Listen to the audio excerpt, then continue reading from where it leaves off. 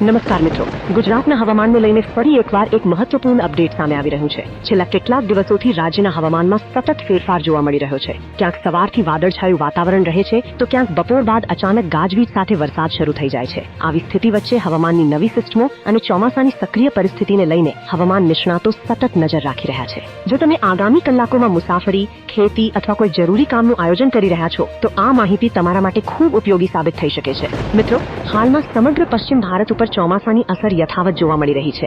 અરબી સમુદ્ર તરફથી ભેજયુક્ત પવનોનો સતત પ્રવાહ ગુજરાત તરફ આવી રહ્યો છે, જ્યારે ઉપરના વાતાવરણમાં પવનની દિશામાં થતા ફેરફારો વરસાદી વાદળોના વિકાસને અનુકૂળ વાતાવરણ આપી રહ્યા છે.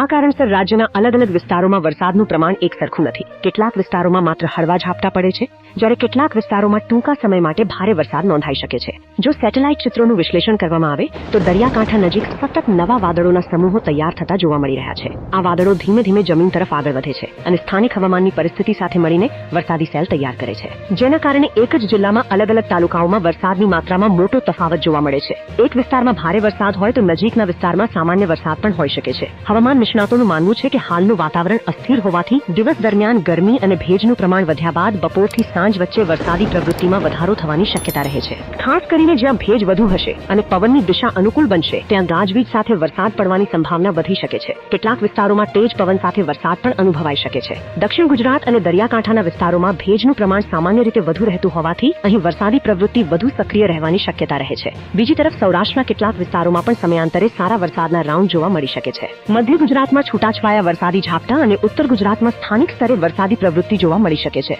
જો કે વરસાદની તીવ્રતા દરેક જગ્યાએ સમાન રહે તેવી શક્યતા નથી. ખેડૂત મિત્રો માટે આ સમય ખૂબ જ મહત્વપૂર્ણ છે. વરસાદ પાક માટે લાભદાયક બની શકે છે, પરંતુ સતત વરસાદ પડતા વિસ્તારોમાં પાણી ભરાવાની સમસ્યા ઊભી થઈ શકે છે. તેથી ખેતરમાં પાણીના નિકાલની વ્યવસ્થા જાળવી રાખવી જરૂરી છે.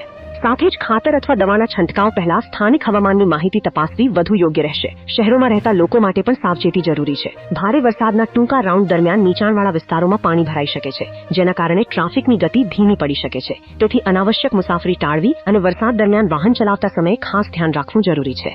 વીજળીના કડાકા ભડાકા દરમિયાન ખુલ્લા મેદાનમાં ઉભા રહેવાનું પણ ટાળવું જોઈએ. દરિયાકાંઠાના વિસ્તારોમાં રહેતા લોકો અને માછીમારોએ પણ સત્તાવાર સૂચનાઓ પર નજર રાખવી જોઈએ. જ્યારે સમુદ્રમાં પવનની ગતિ વધે છે, ત્યારે દરિયાની સ્થિતિ ઝડપથી બદલાઈ શકે છે. તેથી દરિયામાં જતા પહેલા સંબંધિત વિભાગની સૂચનાઓનું પાલન કરવું વધુ સુરક્ષિત રહેશે.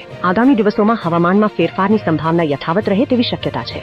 વરસાદી પ્રવૃત્તિ ક્યાં વધશે અને ક્યાં ઘટશે તે સ્થાનિક હવામાનિક પરિબળો પર આધાર રાખશે. તેથી દરેક નવી હવામાન અપડેટ પર નજર રાખવી ખૂબ જ જરૂરી છે. મિત્રો, જો તમને ગુજરાતના હવામાન, વરસાદની આગાહી અને મહત્વપૂર્ણ અપડેટ સરળ ભાષામાં સૌથી પહેલા મેળવવા ગમતા હોય તો અમારી સાથે જોડાયેલા રહો. વિડીયોને લાઇક કરો, તમારા મિત્રો સાથે શેર કરો અને ચેનલને સબસ્ક્રાઇબ કરવાનું ભૂલશો નહીં. ફરી મળીએ એક નવા હવામાન વિશ્લેષણ અને મહત્વપૂર્ણ અપડેટ સાથે.